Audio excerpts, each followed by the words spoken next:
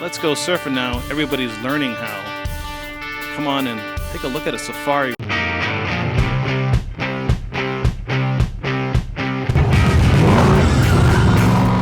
This is a 1957 Pontiac Safari.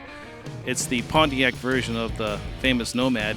These are much rarer than a Nomad. Only 1,292 of these, I think, produced.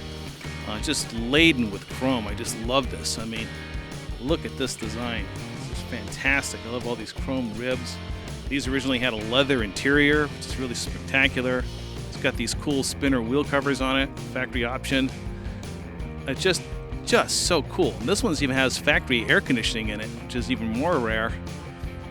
They're really, really expensive cars when they new. They made the Safari from 55 through 57. They actually called them, they used the name later than that, but the two-door Safari like this is really special. It's so cool to see this car. Just love it. And this has the optional illuminated fender ornaments, which I love. So these glow at night. Just so deluxe, you know. They did it just because. I love that. But yeah, this makes me happy to see this.